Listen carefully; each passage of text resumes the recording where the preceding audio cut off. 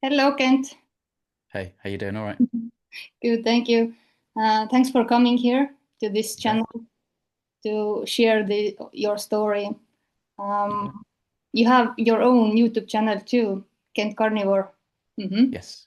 So go and check it out. Subscribe. There are lots of interesting stuff. I like how you're doing your videos, editing. Very interesting to watch. Not long, not boring. So nice to watch. Thank you Thank for you. that. Yeah, you bet.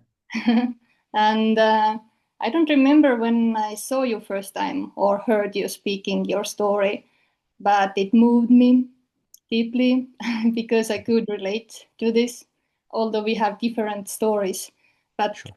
it's also relate to digestive issues. Mm. And your story was that you lost your colon and you found carnivore diet, Yeah. although it was too late, but you were still thankful for finding this way of eating and living, although it would maybe save your colon, Yeah. but you still feel thankful. And here is the similar. I wish I would find this earlier, so Yeah. I wouldn't have to suffer 9, 10 years because of the digestive issues. But also, I'm so grateful for this, so I can share the story, and maybe someone can find the help too, Yeah. because you found the message too late.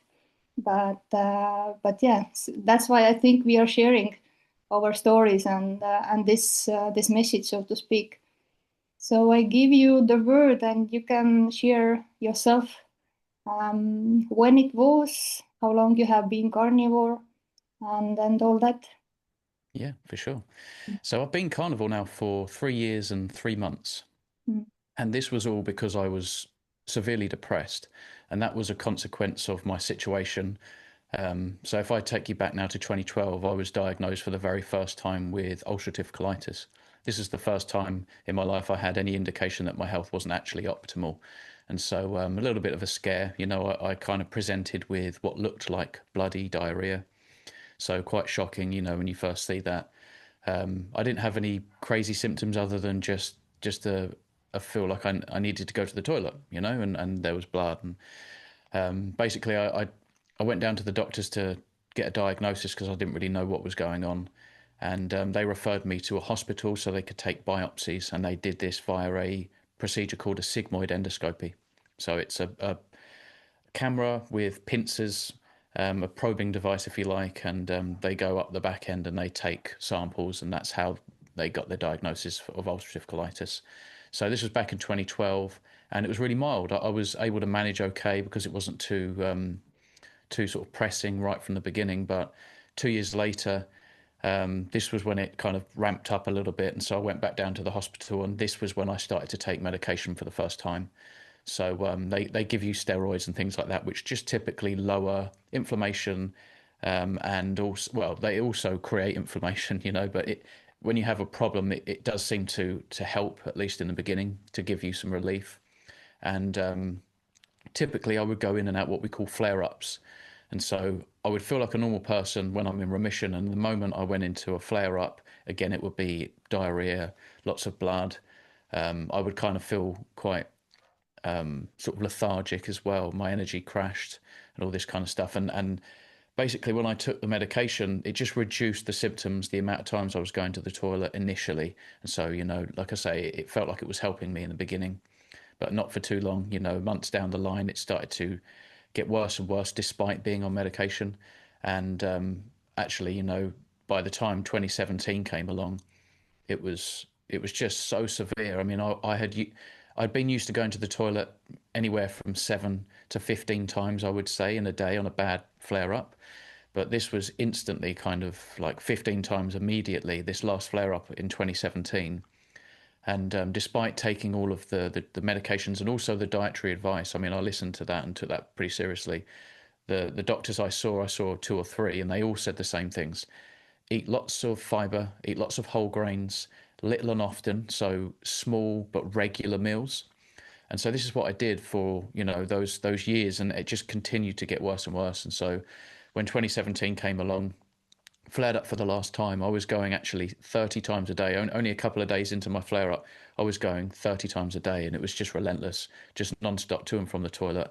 I was becoming more and more emaciated. I was losing a lot of weight. I became very dehydrated. I was losing muscle tissue, and I was just exhausted. This wouldn't go away. And my parents were in the States. They didn't know what I was going through at the time. And I wasn't driving. It was just terribly unfortunate, the timing of everything. But I got in contact with my nan, who just lived around the corner. And she said, yeah, we'll take you first thing in the morning, because I was expressing to her that I don't think I've got another day in me like this. I can't do this again. And I just felt like I was getting closer and closer to death or something. I felt like I was poisoned. And it wouldn't, my body couldn't get rid of it. That's how I usually describe it. But when I turned up at the hospital, I was just, very, very weak, and they could see I was in trouble. They immediately hooked me up with an intravenous drip to both help hydrate me and keep me hydrated, and also to lower inflammation. So they introduced some different steroids that I hadn't been used to before, just so they could try and get me out of trouble while they explore and perform a bit of an investigatory to see what's going on. They hadn't seen me for a few years.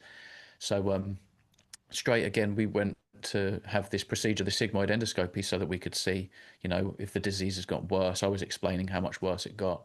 But I think that they were really shocked, because it was only a few years before that they'd seen me. It was mild and low end, where this time they started to, they got quite serious quite quickly in the room. There wasn't a lot of light banter. It was kind of like, oh, this isn't good. Different doctors, additional opinions and all this kind of stuff. And I had my eyes on the camera, because I wasn't out. I refused the anaesthetic, and I could see that they were quite concerned. They were quite shocked, and they just continued to go up and up and up, and it was just diseased all the way up. There was no areas in my colon where it wasn't diseased, and so they were like, you've kind of got 50-50 here. We have a trial drug. It was a new drug, quite potent, an immune suppressant drug. So they're quite dangerous, but they obviously, because this was an autoimmune disease, their thinking is, if we can somewhat shut your immune system down, maybe that, we can get you into remission before you get sick. It's almost like the way they treat cancer. We hope that the chemo will kill the cancer cells and not just a load of healthy cells, and that it won't make it worse. That was kind of the thinking. So because it was so potent, and I was in a hospital surrounded by, health problems and all this kind of stuff, they didn't want to keep me on this drug for too long. And so, but they did keep me on it for about 2 days longer than they should. And by which time Dr. Harris, the main guy over there, came into the room and just said, I'm sorry, but this hasn't worked. We're going to have to take you down first thing in the morning and take your colon out. That was basically the only way forward, because, and I didn't realize this at the time, but part of what was coming out was my colon. I was on my way to perforation, and so parts of it was just kind of wearing thinner and thinner, and to prevent that moment where it would perforate and I would be sort of in dire straits, they performed the emergency surgery to intervene. So after this has happened, it all sort of seemed quite quick. You wake up and they've done their work. It was like 6 hours or something that I was in surgery for, and I just felt obviously the pain and it all coming on, and they kept on top of that. I was in the ICU for a few days, and I think going into the fourth day, coming out, of the surgery, I was feeling a little bit more myself, a little bit more energy. I could kind of sit up and communicate, and I wasn't so heady and out of it, with all the anesthetic and the drugs, etc. And they wanted to try me on food. And so interestingly, they don't give you any fiber. And the reason why they don't give you fiber is because it doesn't break down, and that could potentially cause me a blockage, and that would be really, really dangerous. And so they don't give you any fiber, but the advice obviously previous is to eat lots of fiber. So it's kind of interesting. The stoma worked. So if anybody doesn't know what stoma is, it's the last part of my digestive tract that protrudes through my abdominal wall. I had an ileostomy surgery, so I have the terminal part of my ileum, which would connect to the colon. Obviously, that was removed. That comes through my abdominal wall, is what we call the stoma, if you think of it's like stomach. And then a bag is just fashioned over the top of that. And that's how I go to the toilet now. Number two, it just naturally empties into this bag, which is in many ways my lifeline. Without this, as much as it's been a pain in the past, it's the reason why I'm alive. So yeah, I try to remember that, but yeah, in the hospital, I felt very much in the right place. People didn't treat me like I was odd or strange. I felt very much at home. But when I actually arrived home, when I was fit and they were happy, I was independent. They sent me home, and it was that very next day I woke up. My parents had come back from the States, and so it was nice to see them and to get back to my own bed and that kind of thing because I didn't sleep very well in the hospital. But the very next day, they all went to work. So my mum, my dad, and even my brother that was living at home, they all went to work, and it was just very silent and quiet in the house. And all of a sudden, just instantly, I just didn't like the situation I was in. I didn't like my reality. I looked down at this strange thing. It was like back in my old home, where I grew up, but this obvious thing had changed, and it was very difficult to have a positive outlook. I wasn't comfortable with it physically. It affected my sleep, and so for that reason as well, mentally, I was declining, very quickly. It was just a vicious cycle, lack of sleep. It was brand new to me. I was still recovering. Didn't like the look of it, the feel, and I was single as well. That's another part of it. For me, it was like I don't like this thing. How's anybody else going to accept me with this? It was just all me in my head, getting in my way and putting myself down, and so I instantly found myself becoming depressed, and it was very tricky to try and keep positive feelings and positive vibes when I just felt like my future was really gloomy. It was just very difficult to be positive about this. Anyway, many years go by. I've gone up and down with depression. Bearing in mind, I went straight back to eating all the same foods that I ate that led me to the hospital as well, because I genuinely believed that that's where all the nutrition was. So even after losing my colon, I still went back to the brown rice and whole grain pasta with broccoli and sweet potato. I had chicken and cod, but I never had a lot of red meat and I never had animal fat.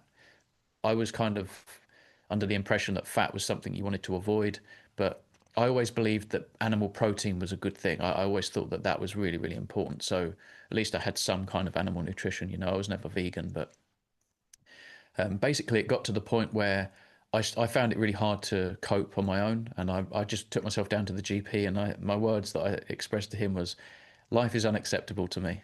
I don't know how else to put it. Life, everything that I know, everything around me from the moment I get up and go to bed, just the easiest tasks are like climbing Mount Everest, and life isn't acceptable to me." And so we had a chat. He gave me a number to go home and call, and this was like a special unit that were going to try and help treat me with potentially therapy and medication. And so we had a conversation of our own with this new unit called We're With You. It's like a mental health unit. I was then awaiting a call back because that they it was like a 45-minute conversation, lots of personal questions, etc. They were then going to refine the I suppose this process down, how they were going to specifically treat me as an individual. And this call never came back. And so days went by, and I was thinking, well, that's not a problem. I'm sure they're really busy.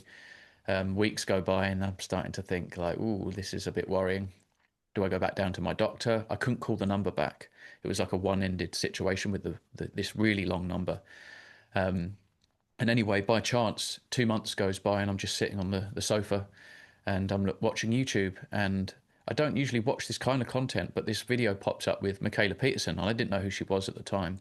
I knew her dad, Jordan Peterson, and I heard about the carnivore diet from that person, not knowing who this person was. So I just thought, I'll stick it on. It was called "Don't Eat This." And I basically stuck the video on and watched it, and it was almost like watching another version of me. I mean, she was young, she had lots of autoimmune problems, and she was talking about severe depression. And the way she was describing things was like, I feel like I'm quite similar in terms of how vulnerable I've been with my genetics, etc. I've just been quite unfortunate, very sensitive to food. And anyway, I heard about how she'd resolved all of her health problems, and her depression just went, eating a lion diet. So it's a very strict kind of carnivore diet. Anyway, after this video came off, I was convinced. I was like, I've got to try this. I've got nothing to lose. With the algorithm now, I get sort of Ken Berry and beef butter, bacon and eggs, and all this sort of stuff come up. So I thought, well, that's easy to grasp. That makes sense. I'll do that. So me and my partner now, Lucy, we both jumped in the very next day. She just did so to support me, really. So we went and got a load of beef, butter, bacon, and eggs. And the very next day, it was like bacon and eggs for breakfast and steak and eggs for dinner and all this kind of stuff, bacon with everything. And so, yeah, I just took this giant leap of faith. hoping. That's all it was for me. It was just I had nothing to lose, and I was just hoping every single day. And every day felt like a week, like, do I feel better? Do I feel better? Well, the very first day, my acid reflux went, which wasn't a problem because I was so depressed, but it was interesting. I noticed that went immediately, and I was thinking, that's kind of cool. A week goes by, and my back starts to look healthier and healthier because I had quite a lot of acne on my back. I'd suffered in my past on my face quite a bit, and I still broke out quite a bit, but it was really bad on my back. And only a week into this diet, basically it almost gone completely. I just had like little marks and things on my back, and my skin on my face and everything evened out quite a bit. And 2 weeks in, I would say I was actually struggling now with energy. I just hadn't been used to consuming fats for fuel. And I was always eating carbs constantly, just carbs, carbs, carbs. And so it was very new. And so I did struggle a little bit. But on day 21, this is when everything kind of aligned and the magic happened. I went to work on an empty stomach. I skipped breakfast. And all of a sudden, I just realized how positive I felt. I just felt good. I felt really light, like I didn't weigh anything. And it was easy just walking around and going to work. And Mm. I realized that I was just smiling, and I couldn't help but notice the beauty in the day, like nature, the weather, the breeze, the birds, everything. It was just amazing. And I pulled over and I put my phone on the dash and just hit record, and I made my very first video about this whole thing, basically just talking to the camera very genuinely, kind of almost in shock. Like I'd felt amazing for the first time in so long, and part of me was like, wow, it's really that simple. But also kind of like, this is crazy, just red meat and eggs. Like, it can't be right. I remember looking at my plates. I was like, that can't be right. It just looks bare. That didn't look complete. Where are the colors and the broccoli and the variation and all this kind of stuff. But yeah, that day, it's weird. I never thought about, I'm giving up pizza forever. I'm giving up pasta. I'm giving up chocolate and coffees and whatever. Orange juice. I used to love fruit and stuff like that. I just kind of took a leap of faith, and because I felt so good, I just continued. And so this was supposed to be a 30-day challenge. I've been doing it now for 3 years and 3 months. And that's basically how good it is. I don't have depression. I don't have acid reflux. My skin's improved quite a bit. My energy's off the charts. My sleep's a bit better. I don't burn or sweat as much. I mean, I don't burn in the sun at all. Um, Life is just on easy mode, basically. So it's just made things so much easier. So that's kind of my story in a nutshell. What a story. Thank you for the sharing this, but I have few questions.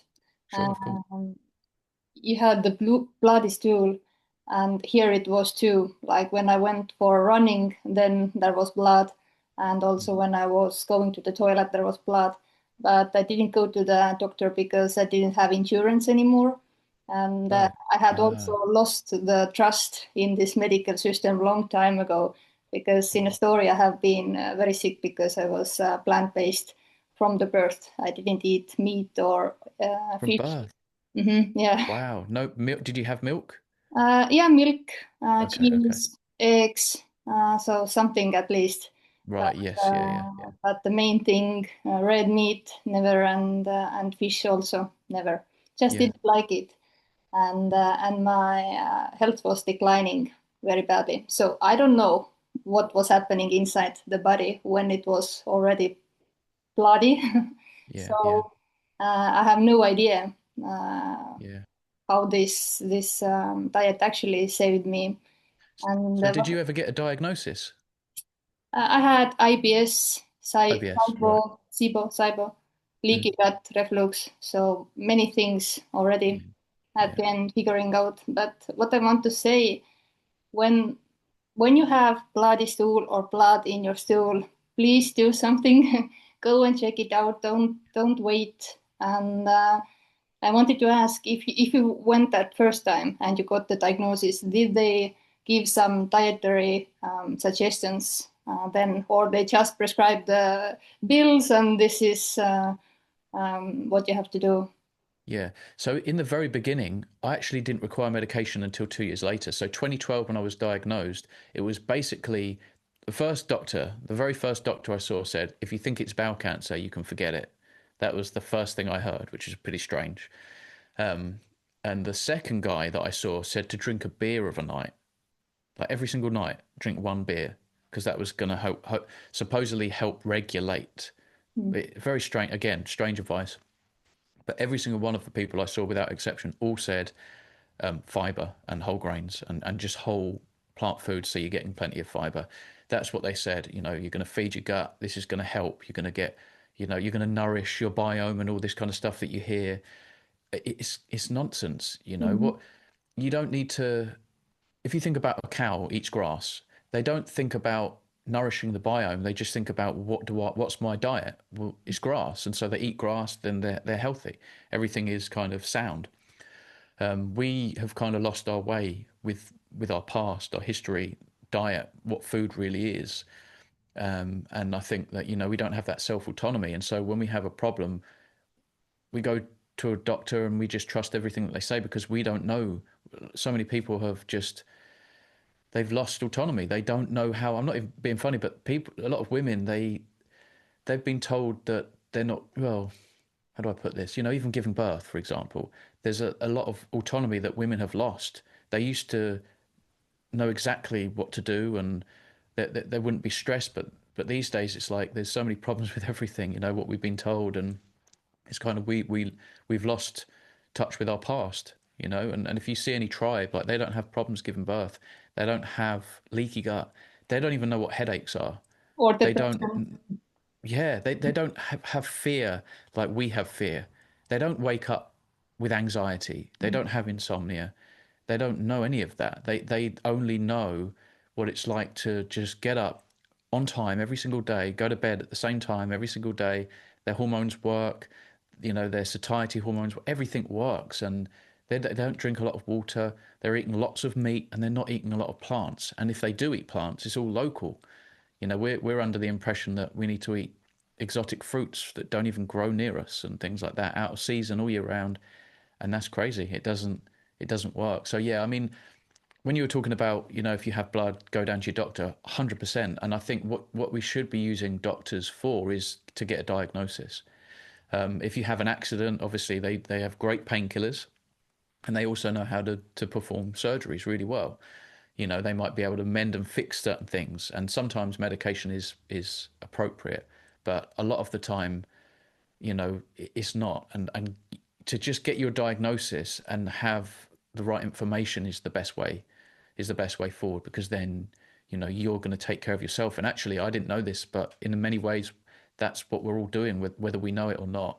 What we eat and drink, all of our inputs, whether it's good and bad, we're responsible for our own health. And if something really bad happens and you wind up in the hospital, they're actually not equipped to feed you appropriately. They're there with drugs and they're there with surgeons and doctors, but that we don't want to wait until it gets to that point. And of course, like for someone like me, I didn't know I was putting myself in that position.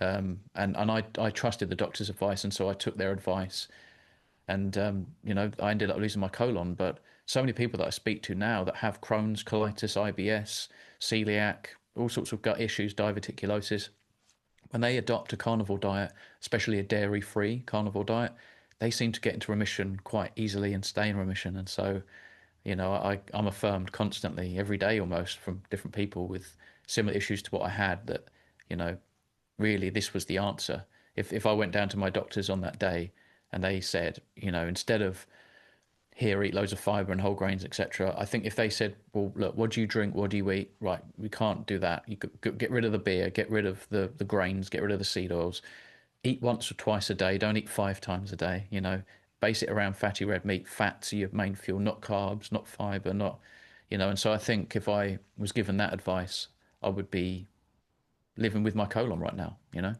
That's just what I think. Mm. One friend contacted us like year ago. We have been 1.5 year carnivores, and he had lots of problems also with the digestive system. And I think he already got the diagnosis of Crohn's disease, if I remember right way in English, this Estonian diagnosis. And it took him few weeks only when, Right. and I think only days, when he started to sleep better, not have to run to the toilet in the middle of the night, and so on and so on.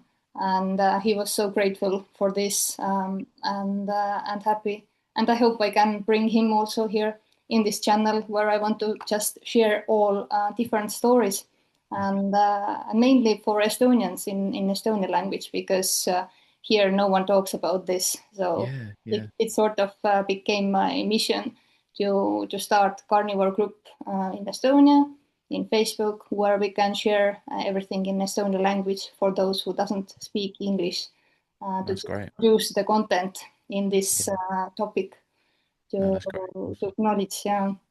And yeah, you were sharing this fiber stuff here in Estonia too. They suggested here to add more fiber, psyllium and stuff. And then it didn't change better anything. And then they told that maybe don't use it and try then. But I was plant-based. I was eating so much fiber anyway. So I Right. didn't see any change if I add or take off psyllium. And so I thought, okay, it's not about that. And when I went carnivore, and I was talking with my nutritionist, who was previously helping me and doing DNA tests, and very lovely woman, and friendly, and thankful for her. But still, she has this old dogma that fiber is good, and her only worry was that if you're doing carnivore too long, then the problem is because it doesn't contain any fiber. And Yeah. then I thought that, okay, I don't have any longer talk with her, because I didn't want to start explaining her. And because it was clear here that, okay, it is what it is. Yeah, yeah. I mean, the funny thing is that people know there's a benefit to fiber, but they don't realize that it's not exclusive to fiber. So people think that fiber is the only thing that can feed your gut, or it's the only thing that's a prebiotic, or it's the only thing that's going to help, you know, keep your colon healthy and limit your vulnerability to sort of cancer and bowel cancer, right? Things like that. It doesn't make any sense. You know, fiber is non-essential by definition. We don't need to have any fiber because all carbohydrates are non-essential. So, in other words, it's just lots of sugars we can't digest, we can't make use of really. So what happens is we ferment that stuff when it reaches the colon, and that generates short-chain fatty acids, and it's this short-chain fatty acid, specifically butyrate. So the short-chain fatty acid butyrate is basically the property that feeds the gut, if you like. Mm. And but that, if you think about it, beta hydroxybutyrate, that's a ketone body. So when we're in nutritional ketosis, we have that nourishing all of our gut. No problem. We don't need any of the fiber. We don't need to have all the gas to block nutrients. All of this, the discomfort, the gripes, the bloating, none of that. It's just not necessary. You can bypass this, eat lots of fatty red meat. You'll find yourself in nutritional ketosis, and that beta hydroxybutyrate can feed your gut. And I mean, if short chain fatty acids are so important, we get isobutyrate, isovalerate, isopropionate, rather than just the butyrate, propionate, valerate, short chain fatty acids from other sources. We get these from animal proteins as well. So we've got that covered. It's just not widely known that that's the case. People, they still believe in the fiber fallacy, I guess.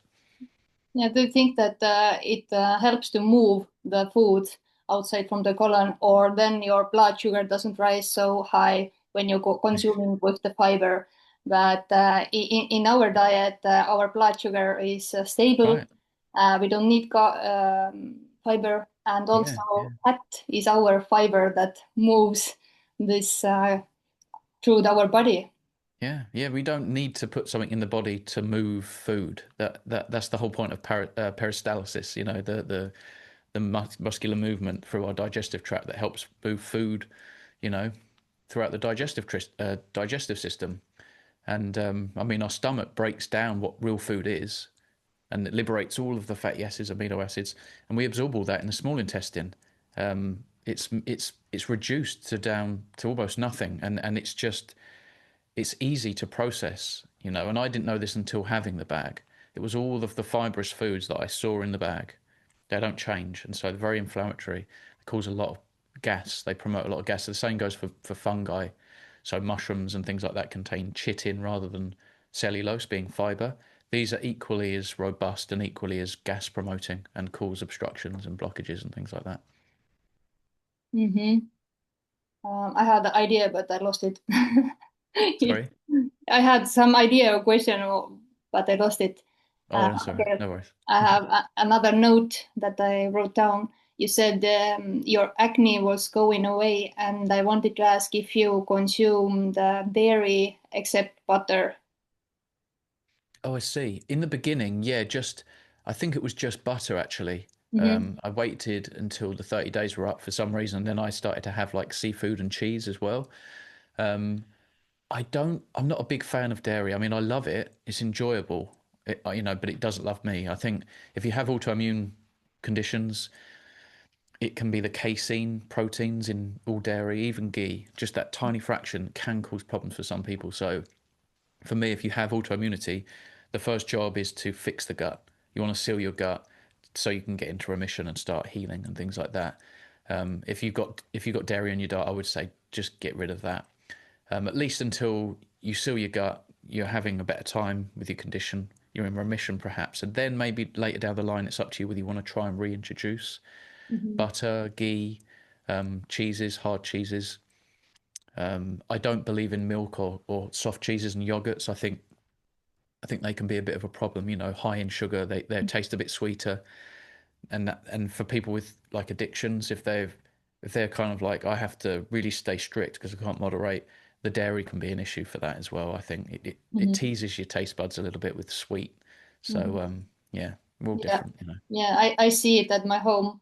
Our child who started to do keto also with us, and now I don't know, she's maybe low carb or keto, but she has lots of dairy and she have acne problem. And I'm trying to convince her to take a break from the dairy, but it's so addictive and It she is, understands yeah, yeah. this. You've got the casomorphines, which can be quite addictive, but you've also just got that sweet, the lactose, glucose and galactose. They're sweet, and so on the palate, sometimes you put it in your mouth, and it's like you constantly have these cravings and callings for more. And you think about babies on milk, they really, really do lap that stuff up. It's designed to be addictive and to allow growth spurts. But after weaning off, we shouldn't really be having dairy, and it's the casein proteins that can cause permeability, And so if you have acne, that's autoimmune.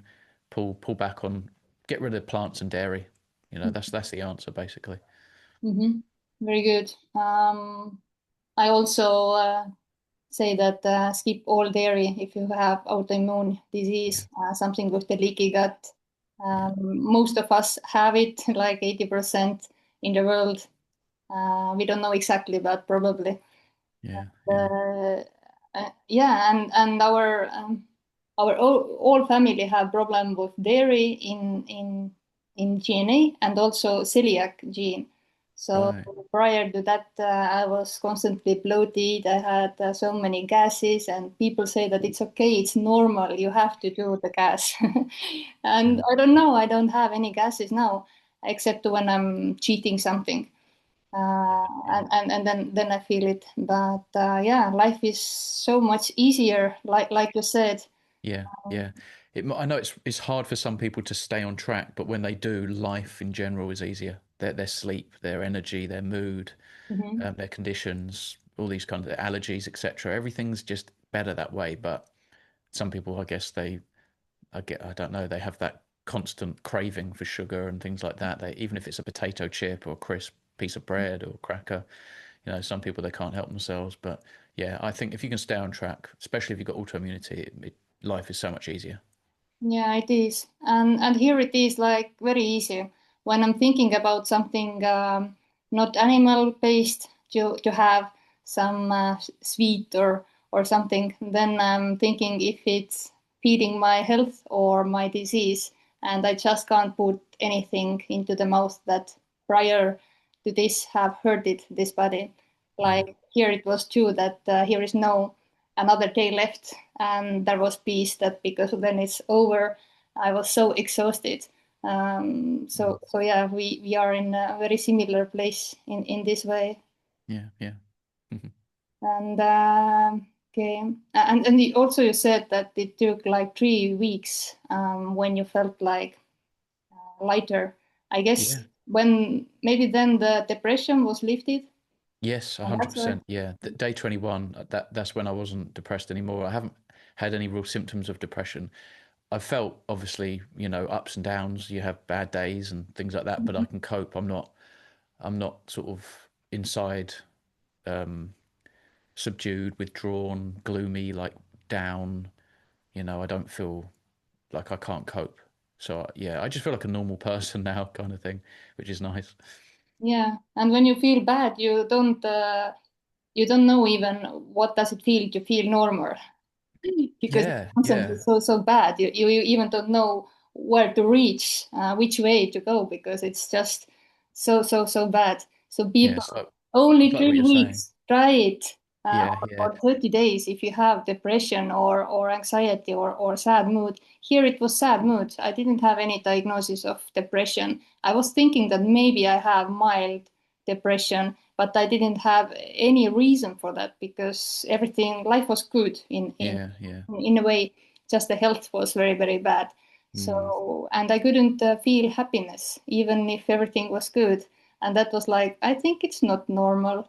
Yeah, And so this lifted, like, I don't know how quickly, but very quickly. And then nice. when life is starting to fill you up again, then you want to share this, like, Exactly, ah, exactly. try Yeah, this. I agree. Yeah, I think that is what it is. We've been desperate and fed up, a lot of us. We wait until we're in that horrible situation where it's almost too late, and then we change or we find this diet. And I think yeah, because we've sort of tried so many different things. When you finally find an answer and you feel good, like you say, you can't help but just want to share. You feel like you've stumbled across something that a lot of people don't know about. Like, oh, you seriously this thing. It's not just like, oh, a new diet. Like, oh, try this new diet and that new diet, and it's like, no, it's. Mhm. I think that this is more meaningful. This is smart. This is intelligent.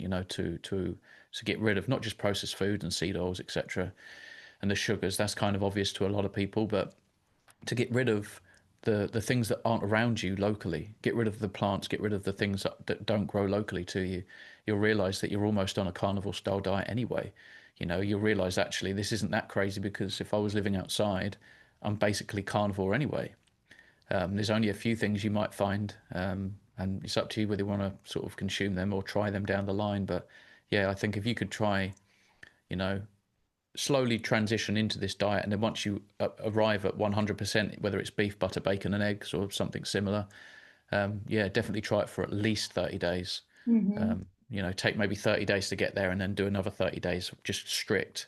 Mhm. And if you don't feel better and you don't have some positive like signs, then feel free to abandon the diet and try something else. But most people feel a lot of benefits. Mhm. Or before you abandon the diet, then contact somebody who is doing this already long time or giving consultations because you can do something wrong. Maybe you don't eat enough fat, you are still fearing to eat fat, and then you maybe have constipation and you don't feel as optimal as you should, or there you are still consuming dairy, and there can be many Yeah, things that yeah, somebody who have been longer time carnivore or yeah, or doctor or therapist can help you who is carnivore with yeah. that. Mm, Yeah, I agree. No, there's definitely wrong ways to do this. If you yeah. think like you could do beef jerky and milk, that's not a very good carnivore diet, beef jerky and milk. So most people probably wouldn't feel that great doing that. So yeah, I mean, there's so much nuance about whether you should include seafood or not, whether you should include eggs or not, dairy or not. Some people do coffees and teas, which can make a lot of difference. Or pepper, using pepper and thinking this is okay, but then Yeah, taking pepper off and you feel so much better. exactly. Yeah, yeah. It's for some sensitive people, they really can only afford to eat fatty red meat, add a little bit of high quality salt and drink water to thirst. That's pretty much, and don't feel like you have to get there immediately. You can just slowly but surely chip away while you increase the other animal foods, etc. You beef, butter, bacon, and eggs for a while until you're ready to do a lion diet because some people rush into these things, and I think that's a mistake. Take it really slow Hmm. and tweak one thing at a time. When you start to refine it down, you've just got a few things that you're doing. Tweak one thing at a time, so you know what does what kind of thing. Sometimes you get relief and you think, oh, what was it? I took three things out. Do one thing at a time, and hopefully you get your answers. Hmm. Yeah. We also my husband jumped in cold turkey to lion, and because we had tried everything, we had lost all hope, and we didn't have to lose anything.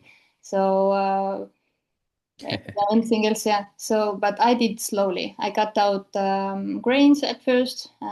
Already then, I felt so much better. I lost so much weight. The inflammation went away. And yeah, when I'm doing consultation, then I'm trying to think the way how this person can go to jump in or to go slowly, like I did. So you have less withdrawal symptoms too. Yeah, when you go slow, it's just better for your biome in general. Like your most of the diarrhea, the constipation, the leg cramps, lethargy, things like this, you know, racy heartbeat, whatever you might get, that's usually where you transition really quickly. The biome is forced to change very quickly, and you're going to have some unhappy bugs. You're going to get what people call the keto flu. You know, you might not feel very optimal, but that can be mitigated by transitioning sort of over 4, 6, sometimes 8 weeks, depending on, you know, your starting position. That's the thing, is what is your starting position? If your starting position is already keto, you might only need to take 2 or 3 weeks, and then you're on a lion diet. But if you're eating everything, or you're plant-based, raw, vegan or something, you're going to want to take that very slowly. I don't think you want to go raw vegan to cooked lion diet or something. That's quite quite intense, you know. Mm-hmm. Yeah, it was here too intense, and I didn't never think that okay, now I never get to eat any plants or this or that. I just started to this, and of course now I don't want to end it because I feel the most optimal with this kind of diet. So yeah, when people start to think that no, never get ice cream or bread or whatever they crave and love, don't think about like this. Just try Yes. 20 days, and then you have all the fridges full of ice creams as much as you want. But usually already within a week, 2 or 3, you feel free, so Yeah, that yeah, you don't want to get this back to this vicious cycle of addiction, carb yeah. addiction. I was total carb addiction and Me sweet too. tooth. By the Okay. DNA test, I am 10 out of 10 sweet tooth. So I had long time cravings, thoughts about sweets. I was going to the shop, I was touching the bread, I was looking at the chocolates and eating with the eyes. Probably my insulin was rising too then. The health was the most important thing, and I think you should keep it. And in early days, you may think that, oh, I live once, I want to try everything. Mm. But when you're losing your health, it doesn't matter how much money you have, how good house you have, and so on. You can't enjoy it. I know it. I was in this kind of place. So I think the life is for living fully and fully. This is the only purpose, not to suffer. And it's so funny that this solution is too easy. So, and people hear it's so radical, but I don't know. It feels here the most liberating thing. Yeah. Yes. Yeah, I agree. I agree. People think it's restricting on the surface when you look from the outside. It seems like, oh, but I love biscuits and cakes and all these other things. And what about my Coca-Cola or my whatever, the fruit that I have, and you know, fruit trees in the garden, etc. You know, if you think about all these lovely things that you enjoy and that you've got to say goodbye to them, that's a really difficult approach. You know, like I say, and I think you kind of alluded to this. You know, if you just one day at a time set yourself the challenge, if you can get through it and you start to feel really good, now you have a real big reason as to why. You know, you probably have your reason as to why you're starting. You hope that it can fix something. If it starts to relieve you of certain problems, now your reason becomes even bigger, because it's like, wow, this is actually is the answer. All I need to do is just stay on track, you know. Hmm. Yeah. I have 2 questions also that Mhm. our Estonian carnivore group asked. So I read it. Many doctors claim that carnivore diet puts too much strain on the kidneys because of the high protein intake. Could you explain how protein consumption actually affects kidney health, especially for older people who might be interested in trying carnivore but are concerned about this? Yeah, sure. So the whole reason why people think that protein or excess protein specifically from animal sources is so bad for the kidneys is because of a waste product. We hear about blood urea nitrogen, things like that. So we think about nitrogen is the waste product of protein metabolism. Often this signals to professionals that have taken your blood, doctors, maybe someone in the hospital, that you have kidney problems, that your kidneys are damaged, etc. But they don't often factor in the fact that if you're consuming a lot of protein, this urea nitrogen will go up. So it doesn't mean it's bad. It doesn't mean your kidneys have a problem. It just means you're eating more protein than normal. So that's a very common issue, that they conflate two things, and that then, you know. So if your doctor or someone that's taken your bloods is worried about your kidneys because of waste products, then just let that person know that you're eating a lot of protein, and that clears that up. So if you think about protein, protein builds and heals and repairs every single cell in your body, right, including the kidneys. Your kidneys are made of protein, right? Fats and proteins, basically. So, and when we eat protein, we break those proteins down into peptides and amino acids, and then we reconstitute them all around the body where necessary to heal, build, and repair. So if you have kidney problems, protein will be good for you because you're going to now use that protein to heal and build and repair your kidneys. Some people that have had like full-on stage 4 kidney disease, and some other people that have atrophied their kidneys and it's really damaged, when they go carnivore, they actually rebuild their kidney. The kidney function comes back, and you can actually grow a very strong, robust kidney, you know, even out of an atrophied, damaged, diseased kidney on carnivore. The problem is with kidneys, combinations of things, but mostly from carbohydrate sources, plant sources. Oxalates are a nightmare, you know, kidney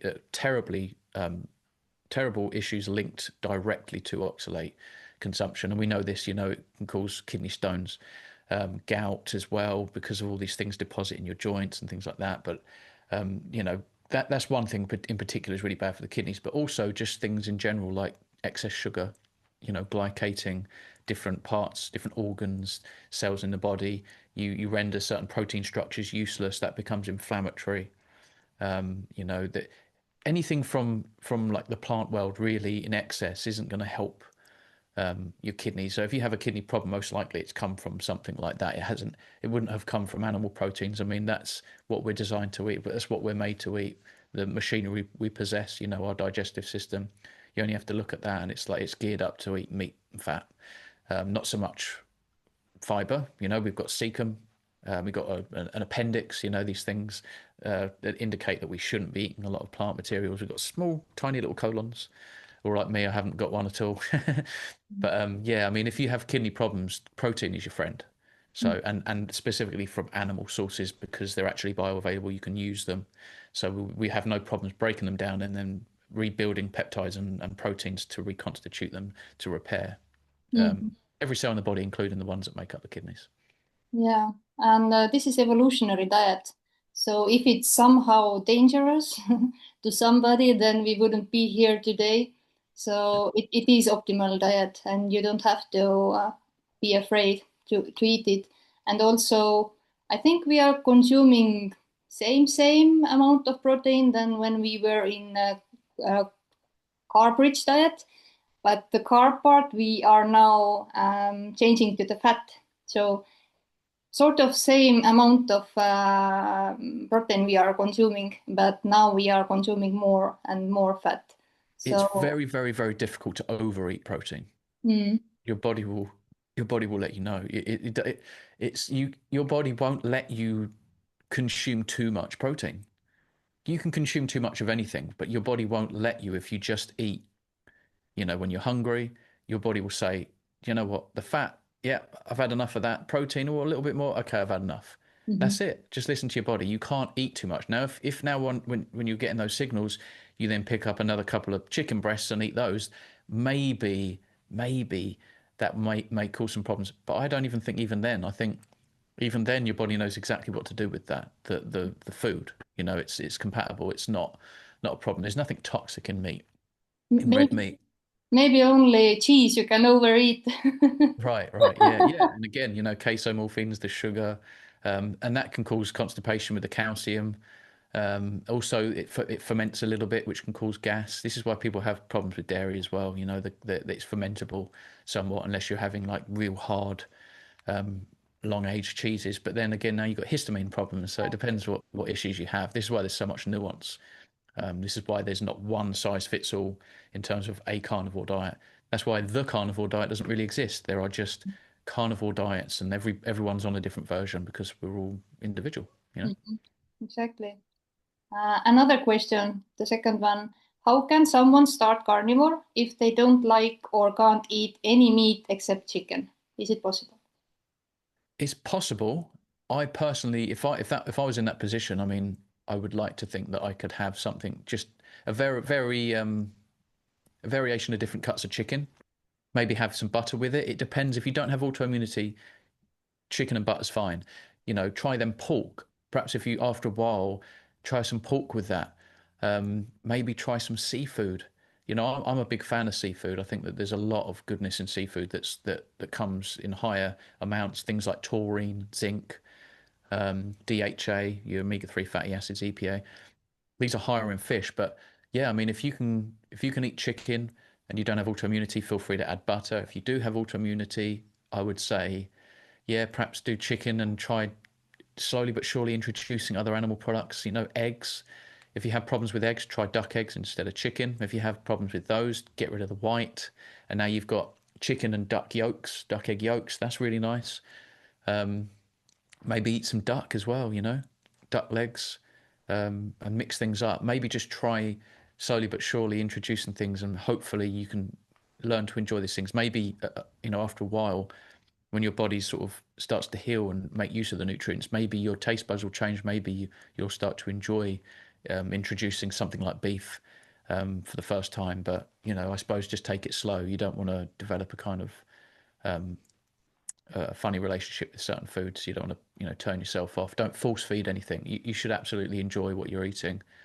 If you don't enjoy when you try a bit of pork, then don't force it, you know. But I've never met anyone who doesn't like, you know, beef burgers and um, eggs and bacon.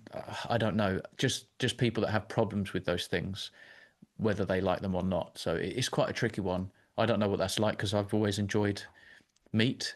I had to work at increasing fat because I wasn't used to it, and decreasing carbs because my body wanted to just keep consuming carbs.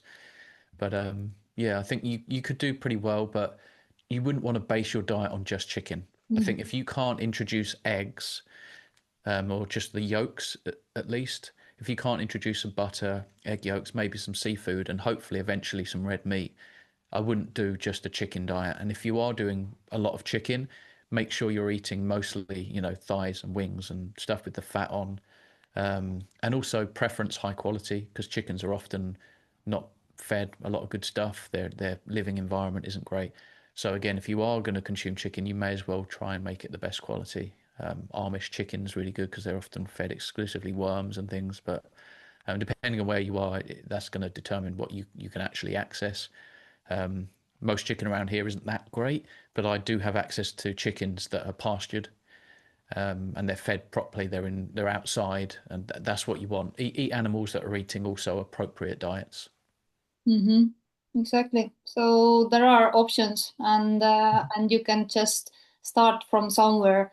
Even this at first limited diet Yeah. seemingly is still better than this pyramid diet. Yeah, I think my advice is if you're going to eat plants, eat them local, seasonal, and ripe. Fermenting them's even better. But just whatever you do, don't eat any oils in a bottle. Stay away from whole grains as well. So any oils, all seed oils, vegetable oils, whole grains, dairy if you have autoimmunity. Obviously, highly processed foods and alcohol, smoking, etc. That's the worst. But I think yeah, if you're struggling to like get on with certain meats and things like that, try and be creative and explore new things you haven't tried yet. See what you enjoy, make the most of and embrace what you do enjoy. Eat when you're hungry and stop when you're full. And if you're staying away from highly processed stuff, the seed oils and the whole grains, you're doing way better than the vast majority of the whole human race, in my opinion. Mm-hmm. Very good advice. Cheers. Um, Thank you for your time and then coming to my podcast. Absolutely. It's been a pleasure. Absolutely. Thank you for Yeah, the invite. yeah. Amazing story, and keep on doing what you're doing. I wish you good health, and yeah, maybe talk you with another time too. Absolutely. Yeah, appreciate it. You too. And everyone watching. Cheers. Bye.